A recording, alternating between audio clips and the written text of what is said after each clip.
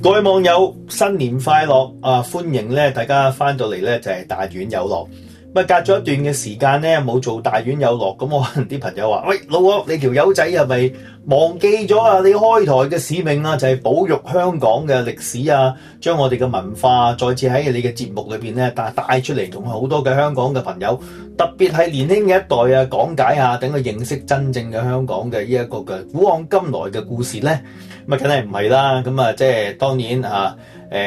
逐步前身就緊噶啦，多嘢做啦，亦都係堅嘅。咁但係咧就係因為前一排嘅宏福苑大火，咁即係影響到小弟嘅製作節目嘅心情啦。咁亦都近排亦都係過節，咁耽誤咗一啲嘅時間咧，令到我哋大院有樂咧就係一段嘅長咗嘅時間咧就冇同大家就做節目。但係並唔係代表咧即係我放棄咗呢一個節目。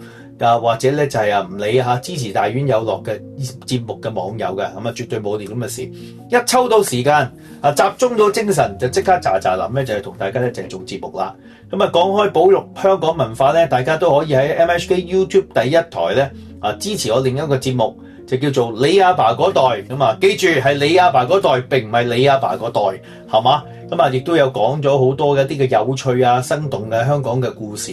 喺你哋早上阿爺老豆嗰輩咧就係發生咗，可能咧就係而家嘅香港咧就已經唔見有啦，或者係消失咗。聽一個嘅節目咧就可以分享一啲嘅香港嘅掌故，咁同大家咧就係一齊咧就係為我哋喜歡嘅地方，我哋喜歡嘅文化同埋歷史咧增添一啲嘅趣味，亦都為希望大家增進一啲嘅知識。好啦，大院有樂咧，上一集咧我哋就係講緊呢一個嘅左仔反英抗暴菠蘿戰，就做咗第一集，令到大家知道咧當時點解呢啲左仔咧就係要喺香港裏邊咧就到處放呢啲嘅土製炸彈，令到好多個無辜嘅香港人咧損手爛腳喪失生命破壞人哋嘅家財影響呢一個嘅社會治安而最緊要嘅就係令到香港嘅人咧就係人心惶惶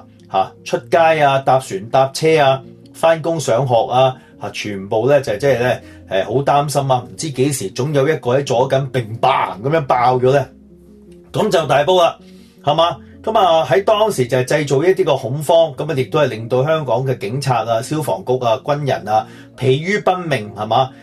據我上次同大家講過啦，係8000幾個嘅菠蘿咧，就係放喺香港唔同嘅地方，包括有巴士站係嘛？電車站火車天星小輪遊樂場細路仔出入嘅地方戲院銀行郵局係嘛？喺馬路中間如此類推。即係喺一個嘅1967年嘅7月開始，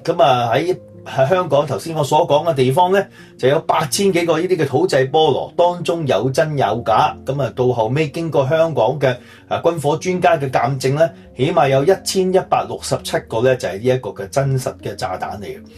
呢啲疑幻疑真嘅菠蘿陣咧，令到香港嘅人咧就係人心惶惶。英軍香港嘅警察亦都係疲於奔命。香港嘅市民咧就日咧就係活喺一個嘅恐慌當中。好明顯即係用恐怖突襲嘅人咧就係唔會即係理會無辜市民嘅身家性命財產，係嘛？為求達到目的咧，乜人都可以犧牲。呢啲就係中國共產黨訓練出嚟嘅左仔佢哋嘅呢一個嘅 mentality， 根本就冇同理心，冇愛心，亦都唔會珍惜生命，係嘛？視自己嘅所謂嘅同胞即係其實真係要達到手段嘅在所不惜犧牲嘅一隻嘅棋子。話就話去即係打擊呢啲嘅警察英軍咁樣，實情咧就係將呢啲咁嘅菠蘿咧就係炸傷香港裏邊所謂同佢哋同文同種嘅一啲嘅同胞嘅性命嘅。大家都即係睇過上集就知道即係清華街嘅一對嘅小子弟，喺呢一個1967年嘅8月20號就無辜就係俾呢啲咁嘅土製菠蘿咧就係炸死咗。全個香港嘅即係人神共憤。無論嘅咩嘅媒體咧就係公開譴責，孖叉到不得了。而當時嘅商業電台嘅一個好出名嘅主播林彬先生咧，喺佢嘅節目裏邊咧就係日日就係孖叉呢啲咁嘅左仔。而且喺一個嘅清華街嘅炸彈案之後咧，更加就係大肆鞭策，孖到咧就係真係俾阿老柯咧就係孖叉共產黨啊，笑下習近平啊，有過之而無不及啊，係嘛？鬧到咧就係飛天，咁啊當然咧就係令到呢啲左派嘅人士咧就係恨之刺骨，而不得殺佢嘅人頭落嚟啊嚇！呢一個咧認咗係殺搣佢嘅皮剝佢嘅肉啊，總之甚至乎出動到呢一個嘅死亡恐嚇。咁而今集嘅左仔反英抗暴菠蘿戰咧，就係講述呢位勇於敢言係嘛，為人民發聲係嘛，將呢啲嘅左派嘅壞分子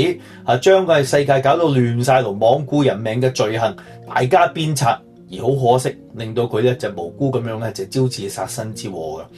咁而且呢一集咧，我哋都會同大家講下，即係有一啲嘅左仔啦，就喺香港嘅唔同地方裏邊咧，用呢啲好殘忍同埋咧，即係呢啲好過晒底線嘅方法咧，就係抌炸彈啊、掟菠蘿啊，影響到香港人嘅性命。咁而亦都同大家會分享嘅一個嘅 incident 咧，就喺獅子山裏邊啊，竟然咧就係擺到一個嘅炸彈喺度咧，令到一個嘅英軍咧就無辜咧就係喪命嘅。咁大家都可能會問啦，喂，點解啊？即係香港裏邊可以整到咁多呢啲嘅土製菠蘿咧？咁樣咁但係土製菠蘿嘅火藥嘅來源係邊度嚟咧？咁大家而家可能喺香港裏邊咧，就係過時過節就見到佢放煙花啦。咁但係實情咧，喺我出世之前1年咧，1967年之前咧，香港過時過節咧都可以放炮仗啊、放煙花啊咁樣。咁鄰近嘅澳門馬交啊、梳打埠啦，咁大家如果過到去咧，又仲有炮仗廠啊咁樣嘅情況。如果冇記錯咧，坪洲都有一啲嘅火柴廠啊，亦都有啲嘅整火藥嘅地方可以儲存到。咁所以喺香港裏邊咧，可以咧就攞到一啲嘅火藥嘅來源咧，就主要就係由呢一啲嘅煙花啊、炮仗啊嚟攞到翻嚟啦。咁當然有心人裝冇心人係嘛，即係估唔到一啲係喜慶節日裏邊去玩嘅玩意啊，就俾佢哋就變為火藥嘅主要嘅來源。咁佢製造呢啲嘅土製嘅菠蘿咧，就加入咗一啲嘅鐵釘啊、金屬嘅碎片啊、玻璃碎啊咁樣，咁就令到個殺傷力咧爆起上嚟咧，大家都可以想象啦。哇！喺一個物體裏邊爆開，咁而佢哋就唔係淨只有爆炸力，而係將裏邊加入咗啲嘅石塊啊、金屬嘅碎片啊、鐵釘啊、玻璃一散起上嚟嘅時咧，你就可以就輕則咧就係損傷皮膚啊、皮肉啊咁樣，甚至乎咧就係打入個頭顱裏邊咧就會死人冧樓嘅添。咁好啦，依紮嘅契弟啦，就即係整到咁大嘅殺傷力，咁大家都會有一啲嘅工場啊，咁究竟係咩嘅地方裏邊咧就係整呢啲嘅土製菠蘿咧？嗱。我哋喺2019年嘅社會運動裏邊咧，嗰啲左派嘅建制嘅契弟咧，就不停咧就係話啲學生裏邊咧就有壞分子俾人去利用煽動啲學生咧就係上街啊、搞破壞啊，如此類推，利用啲左派利用啲學生嘅一個嘅愚昧啊、唔識嘢啊，然後咧就係搞亂個社會。咁呢啲實情咧就係賊喊捉賊嘅行為，因為喺1967年嘅6·7暴動裏邊咧。左派其實就係利用咗好多嘅無辜嘅無知嘅小朋友咧，就係學生咧，就係進行呢一種嘅菠蘿陣嘅，無論製作同埋放置嘅一啲嘅主力軍嘅。喺個左派學校裏邊咧，其實佢哋咧就係隱藏咧，就係製造呢啲嘅土製菠蘿，而且亦都係靠一啲嘅年輕人啊、學生仔啊喺條街裏邊咧就係放置呢啲嘅土製嘅炸彈咧，令到世界上邊咧就係話充斥住乒乒乓乓啊，同埋好多嘅一啲嘅炸彈嘅攻擊嘅事件啊。咁而佢哋嘅炸彈咧，通常亦都會用一啲嘅譬如瓷罌啊、瓷器啊、公仔啊嚟作掩飾，甚至乎禮物嘅咁嘅包裝。你一個唔覺意好奇害死貓，或者係你一個嘅貪心想攞件嘅玩具翻去玩咧，咁就咧就係 trigger 到呢一個嘅炸彈咧就係爆炸。咁一時之間成個香港裏邊咧就係人心惶惶。咁而當時嘅香港咧係並無一啲嘅爆炸品處理課㗎。咁直至到去過1972年咧，香港嘅警察警隊咧先至成立咗爆炸品處理課，即係佢哋俗稱嘅 EOD 啦。咁點啊？喂，大佬！有炸彈嚟，你又唔識拆，咁點搞啊？咁靠一個英軍咧嚟幫手咧，就派遣一啲嘅炸彈拆彈專家咧，就係嚟提供一啲嘅技術嘅顧問啊，甚至乎英軍嘅人咧就幫手去拆炸彈。咁大家都可以想象得到啦。咁即係通街都係炸彈菠蘿嘅時候咧，警察同埋呢啲嘅英軍咧就真係疲於奔命咧，就喺穿梭大小嘅呢一個嘅香港嘅角落裏邊啦。頭先所講過嘅喺學校裏邊咧就係製造土製菠蘿咧。其實如果大家重溫翻我幾年前做嘅呢一個嘅6·7大事件咧，我都帶大家去到一個半山區，而家已經變為豪宅嘅地方。當時咧就叫做中華中學。咁而喺中華中學嘅 lab 裏邊咧，就係曾經有一啲嘅中學生咧，就係得到左仔嘅教導啦，同埋一啲嘅指引咧，喺個 lab 裏邊咧就鬼鬼祟祟咧就係整炸彈。咁啊，殊不知咧就發生咗意外咧，學生咧就連手指都炸斷埋。咁呢間嘅中華中學有咩人讀過咧？咁啊，即係中國裏邊即係令香港有第一任嘅特首董建華咧，就喺呢間中華中學咧就係讀過書。咁啊，亦都咧即係香港回歸之後嘅律政司司長梁愛詩咧，亦都喺呢一間學校咧就係讀過書啦。咁啊，所以咧可能佢哋兩個咧就係喺呢個時期咧就係植入咗一啲嘅親中係嘛愛國即係支持共產黨嘅一啲嘅基因源頭種子咧就喺佢哋嘅腦海裏邊啦。咁啊，當然啦，你既然喺學校裏邊搞啲咁嘅嘢咁啊，卒之就係俾英國嘅當時嘅港英政府就係查封同埋撤銷咗佢哋嘅呢一個嘅註冊。咁啊，後尾佢就改名咗叫做玉華中學。咁啊，玉華中學咧就唔係侮辱中華個玉華就係即係培育中華個育字，咁啊叫玉華中學。咁啊，好似我老豆咧細個嗰陣時咧都係讀過呢一間學校，因為喺呢一個嘅半山區。咁啊，直至到1980年咧就係停辦咗，咁啊而家咧就變為一個個豪宅啦。咁啊，大家如果而家咧可能係搭地鐵去到中環站咁啊沿住呢一個嘅電動行人天橋電梯上到去半山區咧，其實都可以揾得翻呢一個嘅以前嘅中華中學嘅呢一個嘅舊址。咁當時有咩學校係呢種嘅左派，專門係啲左仔訓練啲新力軍青年軍嘅地方咧？咁啊，當然除咗中華中學之後，仲有呢一個嘅漢華啦，呢一個嘅香島啦、培僑啦，係嘛？福建學校啦，咁培僑大家都知道啦我哋好熟悉嘅老鼠城曾鈺成。咁程介南馬力吳康文咧，全部都係喺培僑呢單咁兩條學校咧，就係栽培出嚟嘅，係嘛？即係喺度咧，就係臭罌出臭草，就訓練咗一大堆嗰啲嘅左仔咧，就係出咗嚟咁支持呢一個嘅中國共產黨，浪費咗佢哋嘅偉大嘅人生，係嘛？上天賜佢一個嘅美好嘅機會，生長喺自由奔放即係自由民主嘅地方裏邊長大接觸呢一個西方嘅思想，佢好學唔學中國共產黨嘅嘢，係嘛？然後跟住咧，即係長大咗之後，禍國殃民，害我哋嘅中國人，呢啲咁嘅撲街學校係嘛？咁即係老鼠城程介南馬力呢啲嘅契弟咧都係喺呢個地方裏邊咧，就係得到呢個共產黨嘅呢一個嘅洗腦啦。咁當時咧，港英政府除咗就係撤銷同埋呢啲嘅學校嘅註冊之外咧，亦都有一啲嘅左媒咧。呢啲嘅左媒其實咧就係配合鬥委會咧，同埋一啲嘅左派團體同埋一啲嘅機構咧，就係去籌集一啲嘅物資甚至乎咧就係散播一啲嘅反英抗暴嘅思想。咁當中裏邊包括呢個《田豐日報》啦，一個嘅《新午報》啦，《香港夜報》啦，呢啲嘅報紙咧，當時咧。就係全部咧都係有份咧，就喺背後嘅策劃宣傳係嘛，同埋咧就係亦都咧就係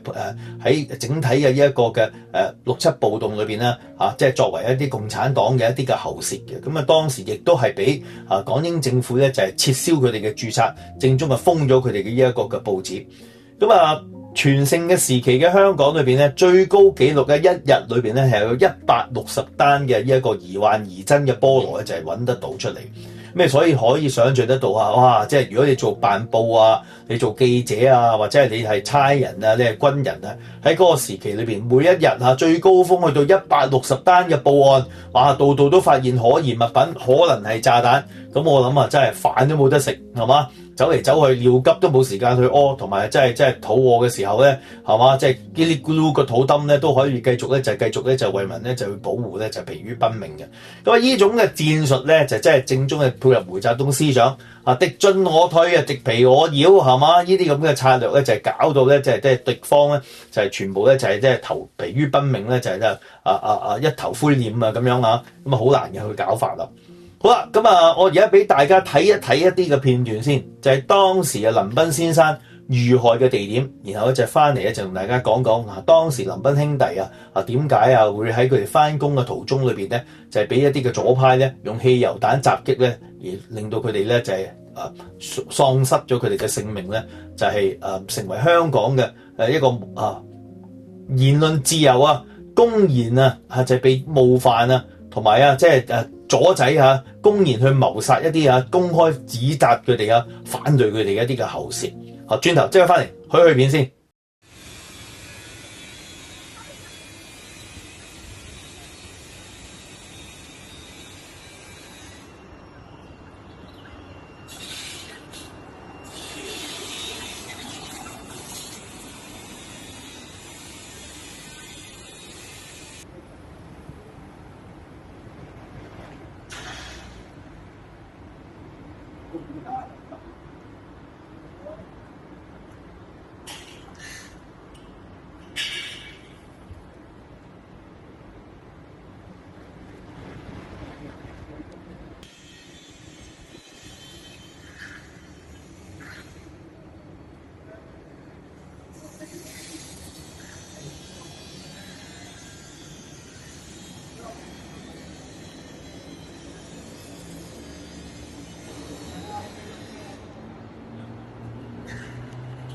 好，翻嚟咁啊！頭先嗰笪地方咧，深水清嘅老友記咧，可能就認得到咧，就係何文田啦，何文田嘅文福道同埋文運道嘅交叉口啦。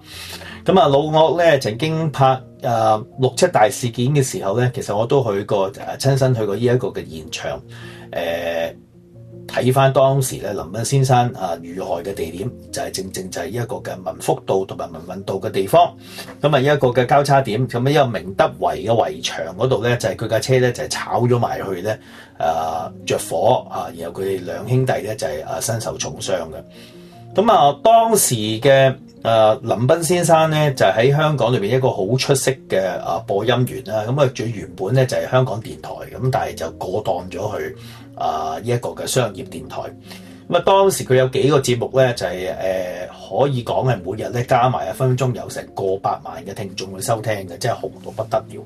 咁啊，包括《大丈夫日記》啦，咁啊欲罷不能啦，同埋一啲嘅時事評論嘅。咁啊，佢最出名就係點樣去鞭策啲左仔孖叉啲左仔，話佢哋無恥無良、低能邋遢、下流賤格。咁啊，即係當然好似老岳咁咬牙切齒咁樣，就即係去孖叉呢啲嘅左膠孖叉呢啲嘅共產黨孖叉呢啲嘅出賣香港嘅一啲嘅狗官咁樣即係咬牙切齒即係呢一個嘅青筋暴現咁孖叉佢哋啦。但係當時好受到觀眾嘅聽眾嘅歡迎㗎。咁佢嘅《大丈夫日記》咧就係曾經亦都係就係由廣播劇就係變咗電影咧，就係亦都係喺電影院裏邊咧就係播放。咁啊，如果大家即係有興趣嘅，就可以嘗試揾下當時嘅粵語長片《大丈夫日記》，就睇翻林彬先生嘅呢一個嘅風采。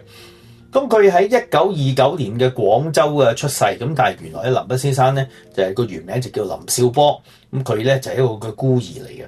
咁啊，1960年咧，咁佢就加入咗商業電台咧，就係當時嘅午間新聞後邊嘅時事評述。咁啊，可能講得夠大膽啦、直接啦，咁啊，好受到當時嘅觀眾咧就係想聽佢嘅分析同埋時事評論。晚上嘅7:15咧，另一個放工後嘅黃金時間咧，佢就講一個嘅叫欲罷不能嘅節目啦。咁啊，而晚間嘅10點鐘咧就係《大丈夫日記》。咁啊，喺1964年咧，正如我頭先所講嘅咧，就係作為一個電影。咁你可以想象得到咧，佢係幾受當時嘅聽眾嘅歡迎同埋支持啦。咁佢嘅太太咧就係姓鄭嘅，咁啊叫鄭潔梅。咁啊曾經亦都係工展小姐，咁啊都可以想象得到年輕貌美靚女啦。咁啊生咗咧就係3個嘅女兒嘅。咁啊大家都可以想象得到啦，即係當案發嘅時期咧，其實佢幾個女女咧都係一個好年幼嘅呢一個嘅階段啊。咁啊當清華街嘅慘案發生咗之後啦，咁佢就當然就即係孖叉呢啲嘅左仔係嘛，即係喺我哋嘅香港嘅地方裏邊咧，就係累死一啲無辜嘅百姓，甚至無咧就係喪盡天良咁樣咧，就係殺害香港嘅一啲嘅兒童啊！咁啊，日日就喺度孖叉係嘛，日日就喺度咧就係鬧佢咁啊！而當時咧就已經去累積到好多嘅左派咧對佢殺即係好興㗎啦，因為點解咧話佢係支持法西斯係嘛？鬧嗰啲將嗰啲嘅支持毛主席嘅左派嘅人前進人士咧，就係視為咧就係即係動物啊、老鼠啊咁樣，即係話佢哋咧就係侮辱佢嘅呢一個嘅清明即係唔做得係嘛？咁啊，甚至無幫港英喉舌啊、親英戀殖啊咁樣，哇！呢啲咁嘅正宗係人渣敗類啊、國賊啊咁樣，咁即係憎到呢一個嘅林彬咧就係咬牙切齒。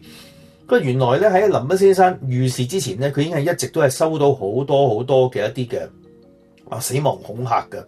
咁啊，甚至明咧就有啲人咧就係寄信啊、公開聲明咧，就要將佢一直置之於死地。咁而喺案發之前嘅一日咧，有一個嘅女人咧就係匿名咁樣就打電話去一個嘅商業電台嘅總部，恐嚇咧就係會對林彬先生嘅呢一個嘅不利嘅。咁當時接電話嘅咧，大家估唔估到係邊個咧？就係亦都係喺廣播界裏邊咧享負盛名嘅李我叔李我先生，佢就接咗呢一個嘅電話啦。咁啊，即時就通知林彬啦。咁啊，而且咧陪伴咧就去咗石硤尾嘅 police station 咧就係報警。咁啊，當時嘅差人咧就係希望 offer 一啲嘅保護啦，就係幫呢一個嘅林彬因為以一個出名嘅名人，咁亦都係有咁多嘅聽眾去聽。咁而家就係搞一個6·7暴動嘅時期咧，就係火紅火綠即係風頭火勢。咁啊話到明要懟冧佢，咁啊要置佢於不利，咁啊即係一定要俾佢一啲嘅 protection。咁但係林彬就話：我都麻木晒啊，甚至無不以為然，即係。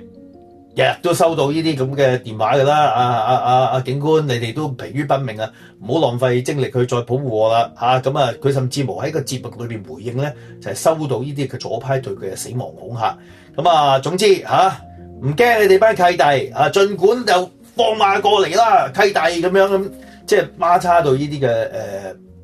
左仔咧，就係即係鄙視佢哋嘅行為，咁亦都係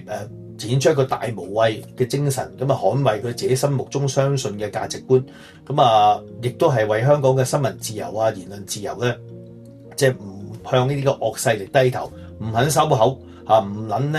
肯咧就係呢一個咁唔出聲。咁啊總之你班友仔越打壓我越威逼我，越要威脅我嘅性命咧，我就更加要挺身而出，係嘛？同你呢班友仔咧就周旋到底繼續咧就孖叉你班友仔直到永遠咁樣嘅情況。咁當然啦，即係你去到咁硬淨，嗰啲左仔俾你咁樣去孖叉法，係嘛？就笑佢低能邋遢。咁當然就係即係一定要做嘢還以顏色希望亦都咧就係邊個夠膽孖叉我哋偉大毛主席嘅反右運動嘅，一定咧就係將佢咧就係剷除將佢呢一個嘅取佢嘅性命到進行到底，即係一定用呢種嘅大無畏精神咧就係鬥爭到底。咁當然就諗嘢去做啦。咁就去到一個1967年嘅8月24號早上嘅8點10分鐘，當時嘅林彬先生咧就正要翻去香港佢嘅商業電台嘅地方裏邊去開工，咁揸佢嘅 Volkswagen 開呢一個嘅福士汽車咁由九龍嘅何文田窩打老道山嘅民福道咧就係出車，咁佢住嘅地方咧就係窩打老道山嘅民福道嘅12號嘅仁華苑嘅住所。當時佢咧就係接埋佢嘅堂細佬林光海咧就一齊去翻工，咁 so happen 佢堂細佬亦都係商台裏邊嘅打工。咁當佢哋經到呢一個嘅民福道同埋民運道嘅交叉口嘅時候咧，佢就見到有一個人咧就係截停佢，咁疑似咧係一啲嘅工程嘅工人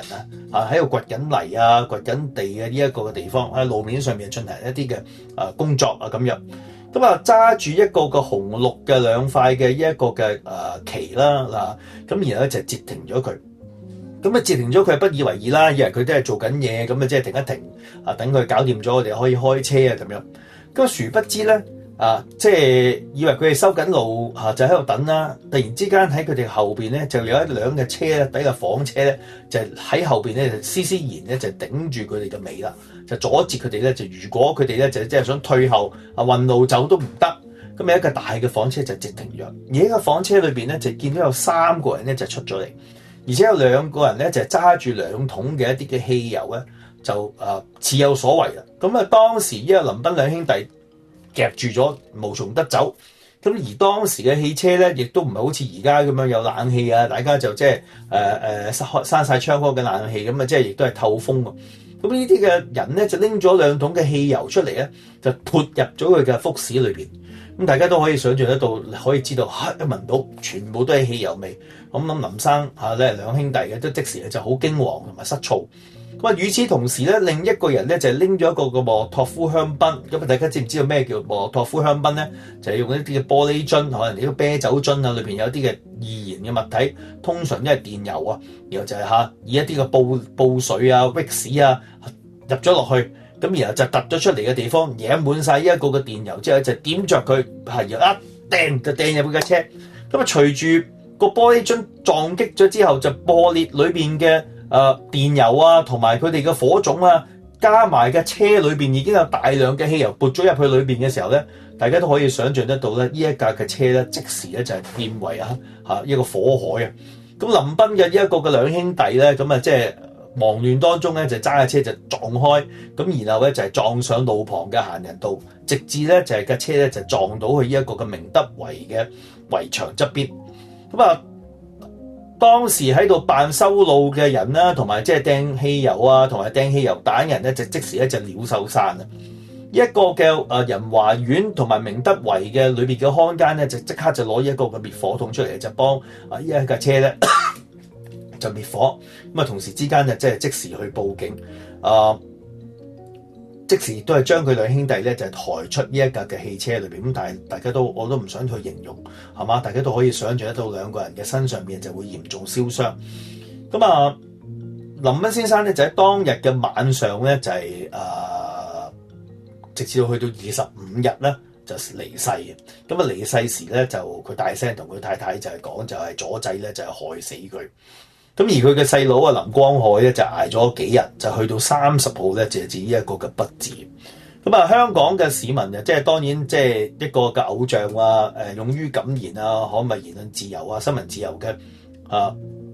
時事評論員，係咪一個電影明星，係嘛咁樣嘅呢一個死得咁慘，死得咁殘忍，係嘛？當然就即係義憤填膺啦。咁啊，亦都係佢哋嘅憤怒對左仔呢種嘅殺人放火啊、抌炸彈嘅呢一種嘅暴行啊，亦都係即係個 anger 個 boiling point 咧，亦都係咧去到一個嘅最沸騰嘅呢一個嘅地點。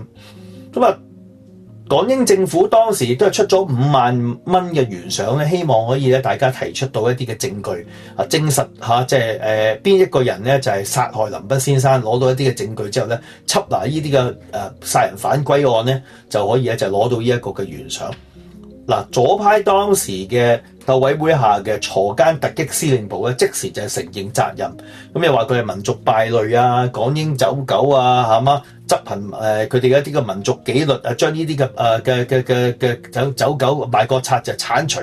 咁當時咧呢一個嘅左派媒體咧，甚至乎攞2000字咧就係寫文咧，就話佢死有餘辜，係嘛？因為佢係民主呢一個嘅毛澤東嘅對頭人，係嘛？反對即係中國人啊，即係獨立啊，或者係對抗呢啲嘅英國啊、美國嘅呢啲嘅美帝嘅法西斯啊，係嘛？協助呢個港英政府裏邊幫佢哋塗脂抹粉啊，即係喺節目裏邊啊大聲疾呼咁啊，孖叉一啲嘅左派嘅鬥士啊，形容佢哋豬狗不如啊，係嘛？即係幫呢啲嘅港英政府啊，日日喺度咧就係孖叉啊咁樣呢啲咁嘅民族敗類死有餘辜啊，如此類推2000字嘅呢個文章咁嚟呢一個嘅鞭策呢個林彬先生話，總之話佢死得其所，抵死咁樣嘅情況。咁而且呢啲嘅左仔嘅呢啲嘅賤人咧，咁亦都有4大嘅罪狀。咁4大嘅罪狀包括啲乜嘢咧？就係話佢通過電台散播仇視偉大祖國嘅言論。咁另外就係勾結英美帝國，投靠蔣幫，即係支持一個中華民國。為港英政府推行奴化教育，鳴鑼開道。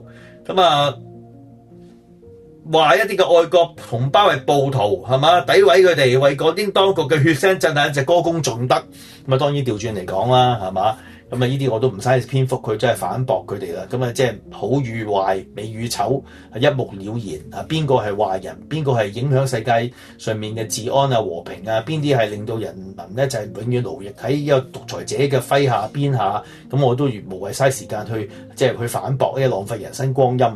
就係當然就係承認責任，亦都咧就係話佢哋咧就係殺呢一個嘅林彬咧，就係佢罪有應得係咁樣。咁大家都估唔到啦，幾廿年過去鬥委會嘅主席呢一個楊光竟然可以攞到一個大紫荊勳章。咁而今時今日，當然亦都冇人咧就係會再將林彬先生俾呢啲嘅左派人士殺害嘅暴行咧，夠膽喺而家嘅香港政府嘅領導之下嘅香港咧，就為佢哋發聲。咁甚至無當時嘅商業電台係嘛，即係咁擁護言論自由、新聞自由嘅一個嘅媒體，今時今日亦都未必再咁咧，就係公開譴責即係累死林彬嘅一啲嘅左派嘅呢一啲嘅暴行，甚至無而家佢商台嘅節目，有時候聽起上嚟都係幫共產黨幫呢一個嘅港共政府咧，就係塗脂抹粉。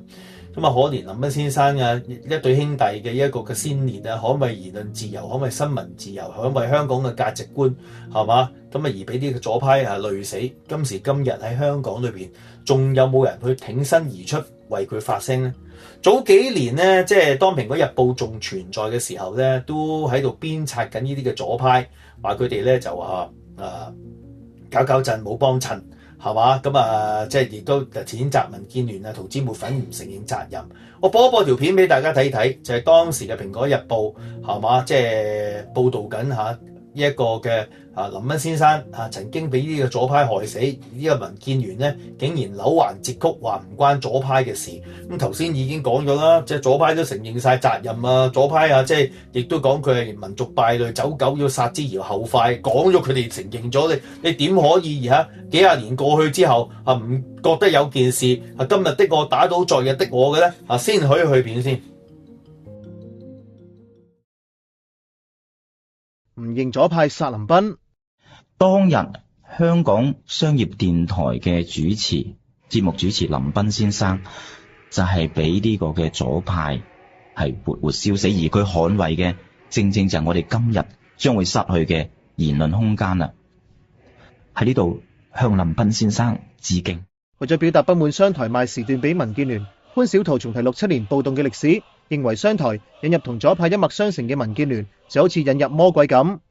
俾人揭瘡疤嘅民建聯梗係唔信啦，仲全面反擊添。黃定光繼日前去信立法會，企圖打壓潘小濤，之後仲喺報章撰文話林彬係死於社會動亂。當其時嘅左派亦都未必唔係想置林彬於死嘅。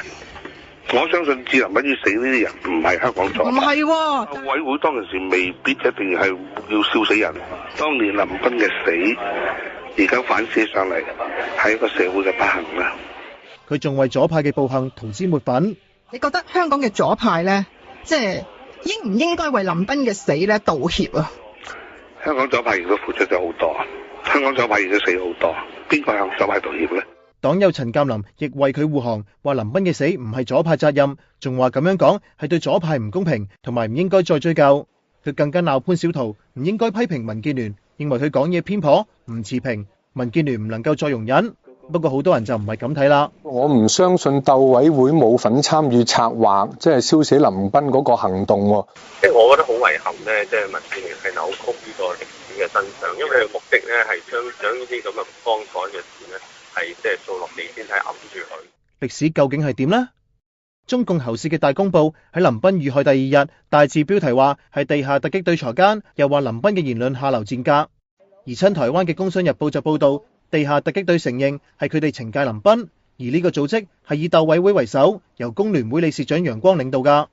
報道又話，林彬被送上救護車之後，一度大叫係左仔害死佢。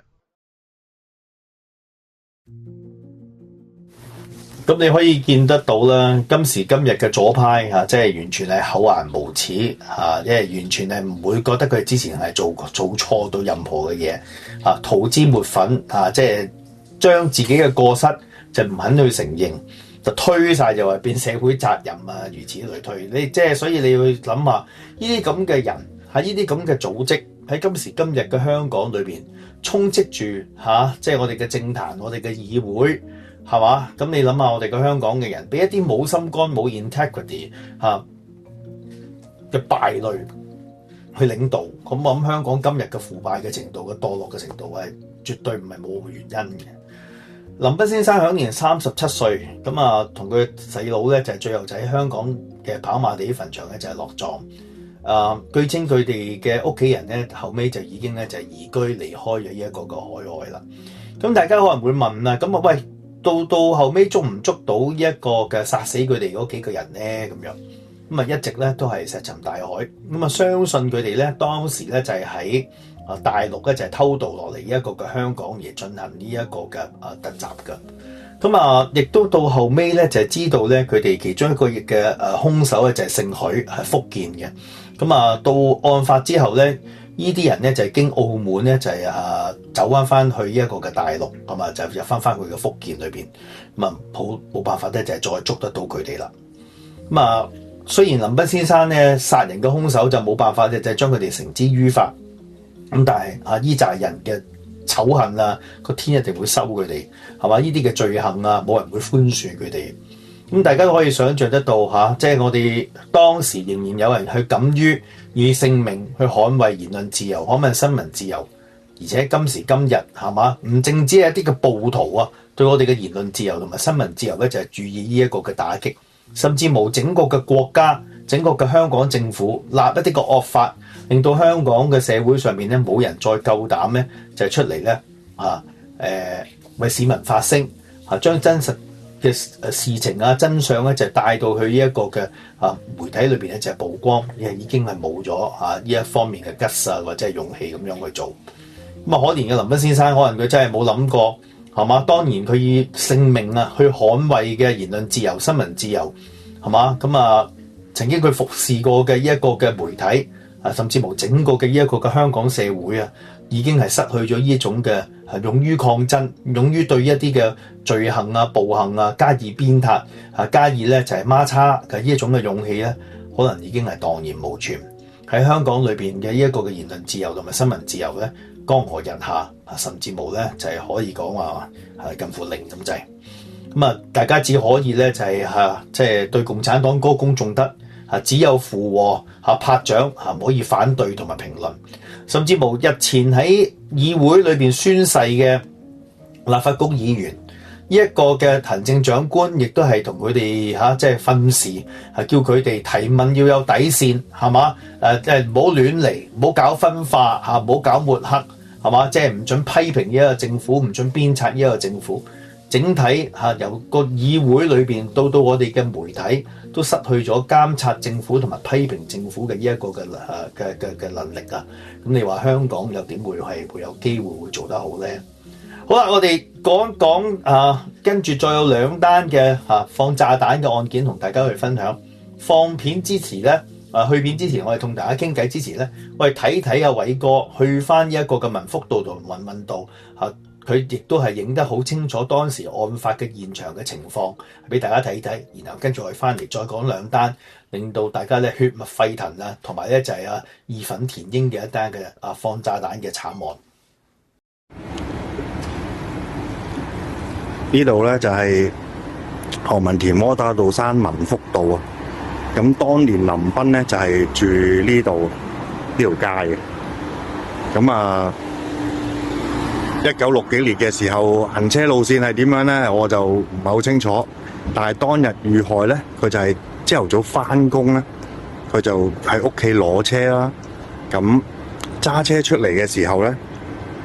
咁佢係要沿翻呢條路咧，就落翻去下邊就去翻廣播道。咁佢嗰朝嚟到呢度嘅時候咧，就發現有個整路嘅設施擺咗喺度啦。咁有啲工人喺度整路啦。咁喺呢個路口嗰度咧，要有個停低嘅牌喺度啦。咁佢不以為意，咁就停低咗架車之後咧，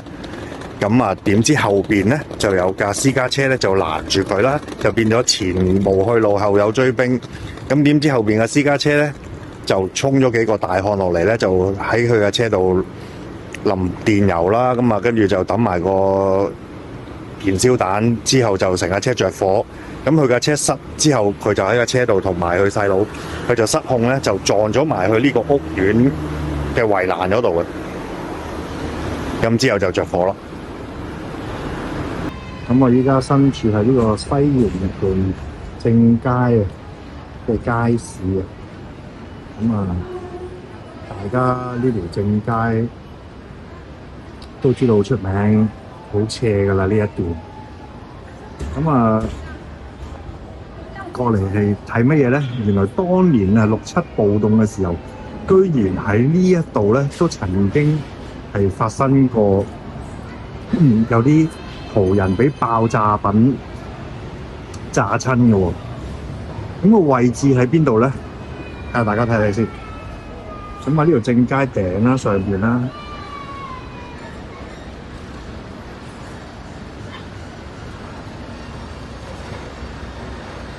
咁啊，呢度落去下邊就係大道西同埋德輔道西，跟住直出去咧就係我哋以前叫海皮啦，干諾道西啊。咁原來咧，當年曾經喺呢個正街同埋大道西交界呢個位置咧，係居然有人喺大廈嘅樓層咧，就抌咗啲爆炸品落嚟咧，炸傷咗啲途人嘅。咁啊，唔止一次咁多，仲要係掟咗3個出嚟。咁個位置咧，就 exactly 就係喺依家呢個黃格仔呢個位置。咁啊，分別可能喺上面呢啲咁嘅舊嘅樓咧，咁啊抌落嚟。咁啊，可想而知當年嗰啲左仔幾個心狠手辣啦。好，詳細就交翻俾我，再講俾大家聽。大家頭先睇咗阿偉哥去到呢一個現場咧，就係老鵝住嘅地方嘅西營盤啦。咁我斷估唔到咧，原來喺1967年嘅8月25號咧，喺我哋嘅正街同埋大道西嘅交界裏邊咧，都有發生過呢啲嘅菠蘿戰嘅。咁而依次嘅菠蘿戰咧，就係仲要係精心策劃，有部署嚇，有人咧就喺度咧就埋伏，就希望咧就喺當時咧就係為啲街坊啊同埋港英嘅警隊咧造成重大嘅傷亡嘅。可以講咧就即係都好濫殺無辜泯滅人性，同埋係完全冇理個後果，可以造成好極度嘅震撼同埋破壞廣大嘅人命傷亡嘅。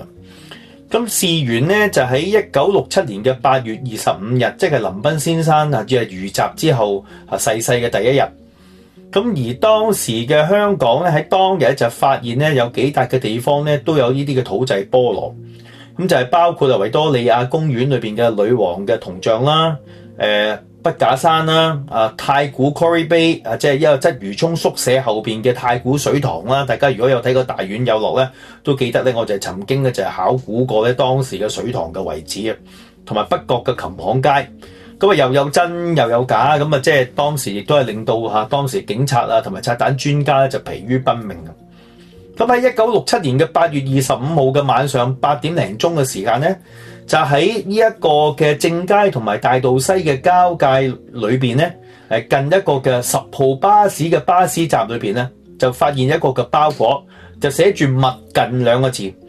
咁啊，通街都菠蘿。咁啊，當時啲街坊就即時就即係當然就要去報警啦，係嘛？咁啊，差人同埋拆彈專家就好快咧就係嚟到啦。咁而喺呢個時期嘅時候咧，即係啲差人就即係要維持秩序啦，疏散人群啦，見到有件嘢喺度睇下堅定流啦，係咪要即時就地引爆啊，定係點樣？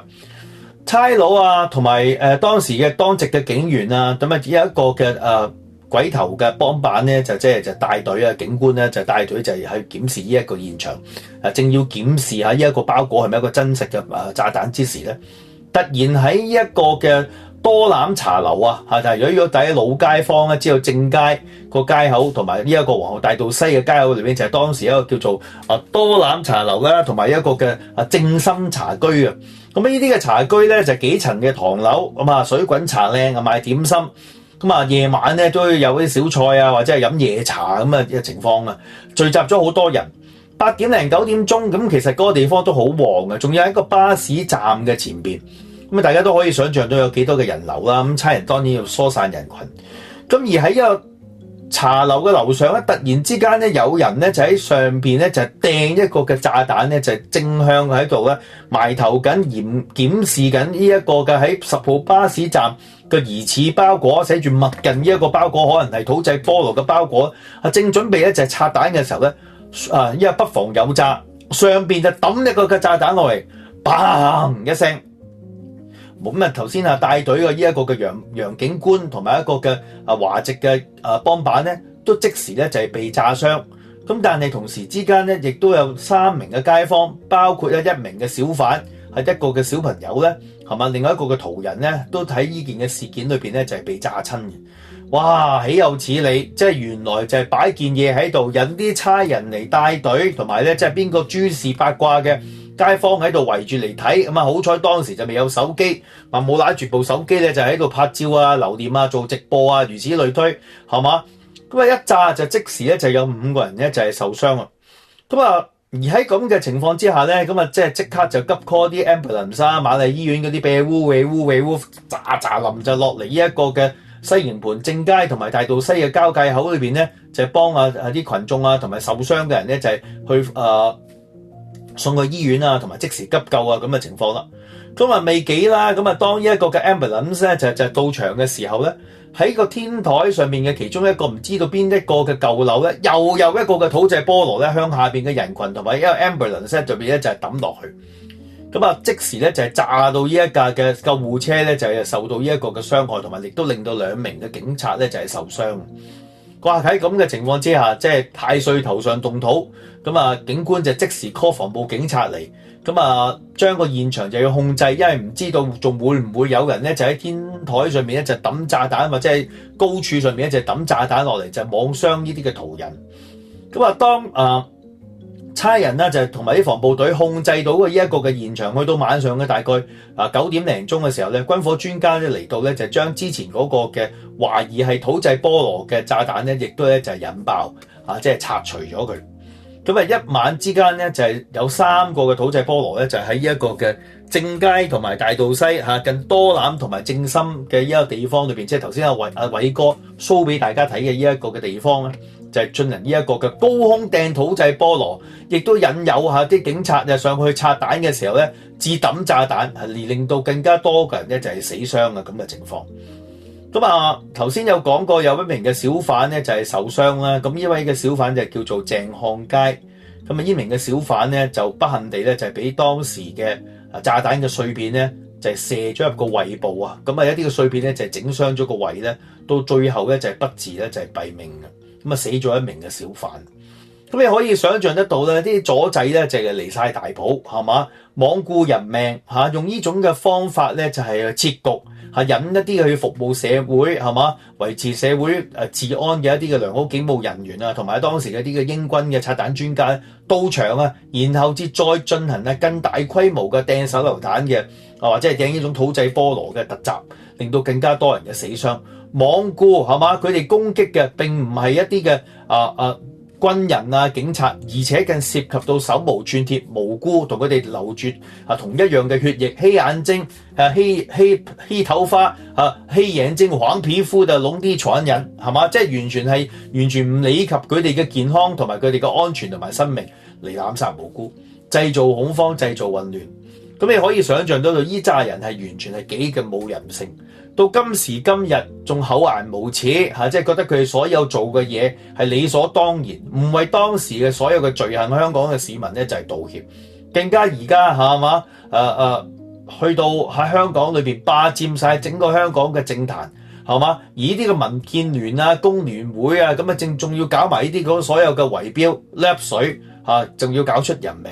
呢扎嘅左派咧，基本上就可以用喪盡天良、毫無人性、污糟邋遢、賤格低能嚟去形容佢哋咧，都冇辦法咧宣示我哋香港人同呢啲左派嘅呢啲嘅人嘅建制嘅呢啲嘅契弟啊，係嘛？佢哋嘅呢啲嘅做事即係冇辦法認同佢哋，同埋要都將啲人一定要喺香港裏邊去剷除。Otherwise只有繼續咧就係禍國殃民令到香港人咧就係失化受罪。過往如是。現今亦是如是 ，OK？好啦，咁啊當然左派嘅媒體就唔會係好似我頭先咁樣去報導，即係講佢哋嘅衰嘢嘅手法啦、犯案嘅行為嘅揦渣邋遢啦。大家可以聽聽以下我為當時揾到一個嘅剪報，左派媒體點樣去講下，即係當時佢哋策劃同埋報導現場當時嘅情況，亦都極盡侮辱之能事，將呢啲嘅港英嘅警察同埋軍隊咧就係羞辱啊、醜化啊嚇，將佢哋變為小丑嘅一個嘅描述。大家去邊聽聽佢哋嘅講嘅當時嘅報導。西區群眾昨晚考報炸彈陣，楊警司華幫辦當場受傷。港英警察開槍喺茶樓酒家捕去60餘人。10號巴士總站3輛空巴士被炸毀。港英悍然不顧我外交部40小時嘅限令，繼續瘋狂迫害港九愛國同胞同埋愛國新聞工作者嘅暴行，極大地激怒咗愛國同胞。昨晚，西區愛國同胞喺大道西同正街交界處考報炸彈陣，痛情港英帝國主義者及其鷹犬。一名楊警司同埋一名華籍幫辦被炸傷，一說另有受傷者。港英法西斯暴徒受情後，兇性大發，出動15架警車，動員大批防部隊，封鎖正街同大道西附近一帶嘅交通，向群眾發射槍彈。事後並遷怒群眾濫捕無辜，喺多攬茶樓、正心茶樓同埋德記酒家搜查。與由地下一直殺到上天台，逮捕咗60人以上，查押全無幸免，連茶樓裏面嘅伙計、賣包點嘅女工人都一同遭殃。受害同胞一部分由警車押往警署，一部分則扣上手鐐，被押解步行至西區警署，直至到晚上11點鐘，港英釋放小部分人。大部分人仍在扣押中。昨晚8點半，港英嘅鷹犬喺大道西同埋正街交界處發現一個可疑物品，敵人驚惶失措，馬上召嚟大批嘅警員到場。一名楊警司同埋一名華籍警官親自率領隊伍到達現場鎮壓。當佢哋耀武揚威地到達現場時，突然砰砰兩聲，擲來2枚炸彈，命中敵陣，當場將楊警司同埋華籍警官炸傷。其他嘅警員嚇得呢一個嘅慌張逃遁，馬上散開。不久，港英又召嚟咗一名軍火專家去處理呢啲嘅可疑物品。當佢到達嘅時候，群眾中又有人擲去1枚炸彈，但係冇炸中。2次連環受襲後，港英鷹犬又驚又怒，遷怒群眾。用粗言穢語喝罵街坊，用槍指嚇群眾，分令佢哋就係退開，兇惡得很。鷹犬就係胡亂開槍，群眾聽到槍聲多達8響，附近嘅商店嘅生意全部受阻停頓。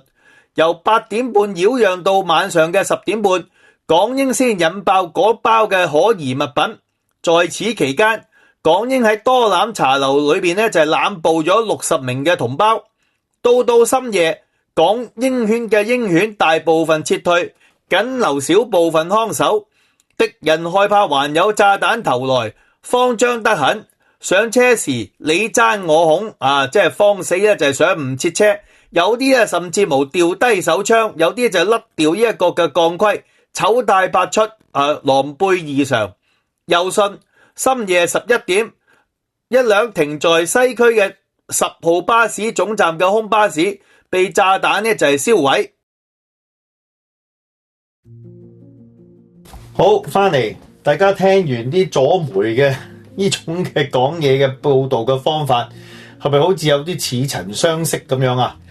今時今日我哋嘅香港嘅媒體啊，甚至乎我哋嘅香港嘅官方嘅語調啊，嗰種情緒上晒頭啊，潑婦罵街式嘅報導咧，就即係都莫過如此啦。咁啊，大家都睇翻67嗰陣時嘅左仔係嘛講嘅報導喺左媒啊，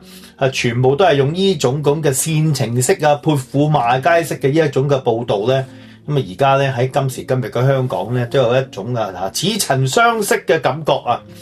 咁啊頭先同大家講過啦，喺1972年之前，香港都仲未有拆彈處理爆炸品嘅部門 EOD 啦。咁啊，即係亦都咧就係好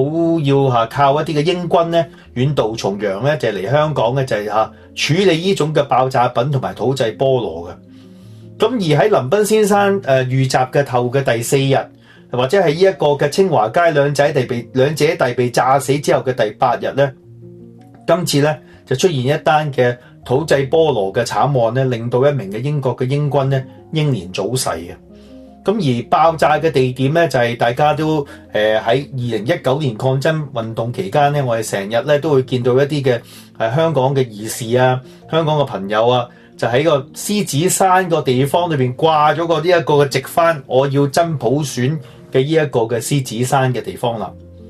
咁啊，當時有一位嘅英國嘅英軍沙展就叫做 Colin Workman。咁啊 ，Mr. Workman 咧就喺當時就喺英國駐軍嘅喺新加坡嘅呢個地方裏邊咧就係服緊役，咁就當時就26歲，結婚又冇耐添啊。咁啊，啱啱咧就係有個仔仔咧就嚟係要出世，咁啊太太亦都係英國嘅呢一個嘅軍人。咁啊喺一個嘅新加坡裏邊駐守期間咧，就知道咧香港咧就係大量呢種嘅左仔嘅搞呢啲咁嘅菠蘿戰咧。咁啊，需要一啲嘅人咧，就係幫手去英國派去香港裏邊咧嘅英屬香港咧，就係負責就係拆呢啲嘅炸彈。咁啊，喺1967年嘅8月咧，就嚟咗香港。咁啊，去到案發嘅時候咧，佢嚟咗香港就啱啱到嘅，得2個禮拜左右嘅啫。OK， 好啦，咁啊喺呢一個嘅8月28號嘅時期，當時有人咧就係據稱啊，就喺獅子山嘅地方裏邊咧，就見到一個可疑嘅物品，有5塊嘅木板咧，就係包圍住一個嘅包裹。咁一個嘅包裹裏邊咧，就係包住咧就係3面嘅紅旗，同埋同一啲嘅鐵線咧，就係捆綁埋一齊。咁啊，疑似咧就係又係一啲嘅土製菠蘿。咁啊，當時報咗警之後，就呢位嘅Colin Workman 嘅沙準咧，就接到呢一個嘅 request，就幫手就去獅子山裏邊咧，就睇下呢一個嘅堅炸彈啦，定係假嘅菠蘿啦。咁去到嘅時候咧，就係傍晚嘅呢一個嘅時分。咁而咧就係正準備咧，就係將呢一個嘅炸彈拆嘅時候咧，點不知呢個炸彈就突然之間砰嘅嘢咧就係爆炸。咁啊〜估唔到佢嚟到香港咧，就係唔夠2個星期多啲啲，係嘛？咁就喺一個清華街兩姐弟遇襲，同埋林彬先生遇襲之後冇耐咧，亦都係呢一個嘅左派嘅侵略香港裏邊嘅另一個嘅炸彈下嘅亡魂。當時呢一個嘅 Sergeant Workman 咧就炸咗落去獅子山下邊嘅懸崖嘅300尺嘅呢個地方，咁啊攤咗喺度就動彈不得。咁啊，當時即係英國嘅軍方就大為震驚，咁啊，亦都咧就係呢一個嘅 7th Duke of Edinburgh 嘅 Ongar 嘅 Rifles 就派出呢一個嘅直升機，咁而呢一個嘅英國皇家空軍基地喺呢一個嘅京士柏嘅陸軍醫院裏邊咧，亦都咧就係派遣一名嘅醫生咧就係到場啊，就係希望就尋求呢一個嘅幫助。咁究竟呢一個英國皇家空軍基地嘅陸軍醫院，即係而家嘅呢一個嘅軍儀峰嘅地方嚟㗎啦。咁啊，即時咧就係希望到場咧，就係去拯救呢位軍官嘅呢一個嘅生命啦。咁但係奈何啦，大家都可以知道啦，爆炸之餘仲將佢炸咗落去300尺以下嘅懸崖嘅下邊。咁大家都可以想像得到咧，就係佢死咗即係死於非命，就係成為左仔下邊炸彈下邊嘅呢一個嘅冤魂。咁啊，當然左派嘅媒體就喺呢件嘅事件裏邊就即係大肆慶祝啦，話炸死咩白皮豬啊，係嘛，炸死呢一啲嘅港英嘅賤人啊，如此類推啊，帝國主義者啊，法西斯啊，咁啊極度侮辱呢一個能事啊。咁但係好可惜呢位遠渡重洋嚟保護香港市民嘅英籍年輕人啊，一個年輕嘅軍官，咁啊即場咧就係被炸死。咁啊當時佢嘅一個太太咧就係喺北愛爾蘭咧就係度緊假，因為佢係北愛爾蘭人嚟嘅，咁啊帶住個肚，咁啊度緊假嘅時候咧，咁啊即係英國政府同埋軍部都係好希望就揾翻呢位嘅太太，話俾佢聽佢老公嘅呢一個嘅慘況啦。咁啊但係咧就冇辦法聯絡到佢，咁啊唯有咧就喺北愛爾蘭嘅 radio 裏邊咧就係廣播，就希望咧就係尋人揾翻呢一個嘅 Mrs. Workman 翻嚟，咁佢個名就叫做 Maureen， 咁啊 Maureen Workman， 咁希望揾到呢一個嘅沙展嘅太太啦。咁啊卒之廣播咗2日之後咧，就喺8月30號咧至揾得到佢。咁啊當時嘅大公報就即係極度侮辱之人士啦，係嘛？又話即係英國啲兵仔都垃圾嚟嘅，呢啲叫做啤酒兵，係嘛？酒囊飯袋即係飲酒懟啤，係嘛？掟標佢哋就耍家，係嘛？就咁拆彈就梗係搞唔掂啦咁樣。咁啊好可惜啦，即係佢個仔仔都未有辦法見到個爸爸，就作為一個遺腹子。咁而喺同日咧，喺鰂魚涌嘅工廠大廈裏邊咧，亦都咧就揾到好多嘅一啲嘅架撐，就準備咧就係喺香港裏邊咧就進行一啲嘅襲擊啊，同埋襲擊啲差人啊，或者一啲嘅市民之用啊，包括71把刀同埋303個嘅斧頭。咁啊，呢件嘅事件裏邊咧就引發到香港嘅極大嘅輿論嘅討論啦，因為即係幾日前林彬先生就接俾人鑑生攞汽油彈就襲擊致死。而家係嘛，又有一個嘅英國嘅軍官保護過400萬嘅香港人服務，而一個嘅獻出嘅生命。當時好多嘅一啲嘅政界人士，包括簡悅強啦、張有興啦、馬超祥啦，咁佢哋都希望用公開嘅絞刑咧，就係去處理行刑呢啲嘅放炸彈嘅暴徒啊。咁啊，亦都係出咗好多嘅一啲嘅懸紅咧，就係希望咧就可以緝捕呢個嘅犯人咧，就係呢一個嘅歸案。咁呢一單嘅事件咧，即係如果大家要去揾咧，可以上 YouTube 裏邊咧查消失的檔案咧，都有短片係記載。而當時嘅英國嘅媒體咧，即係亦都有一啲嘅 file 咧，就係留喺一個英國國家嘅檔案館裏邊咧，就記載到曾經有一個嘅年輕26歲嘅沙展遠渡重洋嚟到香港裏邊咧，就係保護香港人，幫手去拆炸彈。咁啊，殊不知咧就係喺一次嘅意外裏邊咧，俾呢個嘅港共嘅booby trap 炸彈咧，就係令到佢跌落佢300尺以下嘅懸崖咧，就係輕生咗嘅。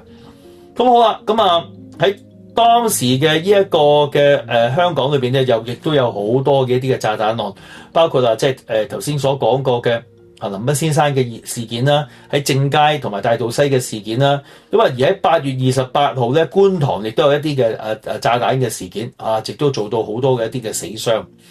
咁呢一位嘅Sergeant Workman 咧，到喺2010年咧，伊麗莎白女王咧亦都頒贈咗個伊麗莎白十字勳章咧，就去紀念佢，由佢嘅仔咧Stephen 咧，當時已經係45歲咧，就代佢嘅亡父咧，就係接受呢一個嘅獎狀嘅。咁佢亦都咧就即係加入咗呢一個嘅軍隊啦，係嘛？即係從理佢嘅爸爸嘅呢一個嘅部理啦，加入呢一個嘅軍隊啦。而且咧，佢亦都成日帶住佢爸爸當時一隻嘅剩低俾佢嗰個精工錶去紀念佢嘅呢一個嘅爸爸。咁媽咪後尾就改嫁咗，咁大家都可以喺一啲嘅報章裏邊咧都知道佢就亦都係嫁咗第2歲，咁但係即係咁年輕死咗老公有遺腹子，咁當然即係呢啲唔通人哋守生寡咩？係咪先？咁即係當然自由戀愛自由世界係嘛？佢哋都要係為佢嘅餘生咧，就即係去生活係嘛？咁啊即係無可厚非。咁但係你就可以諗下啦，即係原本有大好嘅家庭係嘛？咁嚟到香港保護香港人，就枉死咗喺呢啲嘅普濟菠蘿嘅一個嘅手上邊。喂，今日同大家分享咗幾單嘅呢一個嘅案件，係嘛，都可以知道左派喺香港裏邊罔顧人命，同埋做嘢無所不用其極，超限戰，冇底線，冇道德規範，亂咁殺人，係咪呢種嘅暴行？你哋可以明白到，左派並唔係你今時今日嗰啲咩嘢愛國愛黨愛香港付出講到自己咧就係全部咧就係即係好偉大咁嘅情操，基本上全部都係啲跳梁小丑，係嘛，殺人兇手，罔顧香港人命嘅安全，要達到佢一啲嘅政治嘅目的，全部都係一啲嘅濫殺無辜嘅暴徒。咁而呢紮嘅人咧就係接管咗我哋呢一個嘅香港，咁你所以可以想像得到，係嘛？我哋曾經好努力去建設、去營造去呢一個嘅建立一個美好嘅一個嘅香港，就俾呢紮嘅左派暴徒咧，今日重奪香港之下咧，肆虐得咧千瘡百孔、慘不忍睹，墮落到一個嘅好痛苦嘅地點。好啦，咁好不久嘅將來第3集嘅大院有繼續會繼續去講呢一個嘅左仔反英抗暴嘅菠蘿戰，同大家去分享啊！呢班嘅左派啊，就點樣去再用呢啲嘅土製菠蘿喺香港製造恐慌同埋濫殺無辜。咁啊，留意第3輯嘅大結局嚇。咁希望大家繼續捧場支持大院有樂，繼續支持呢一輯嘅左仔反英抗暴菠蘿戰，了解下喺6·7暴動期間依紮嘅左派嘅人士啊，點樣咁樣去粗暴殘酷咁樣喺香港製造恐慌、製造恐襲、罔顧人命。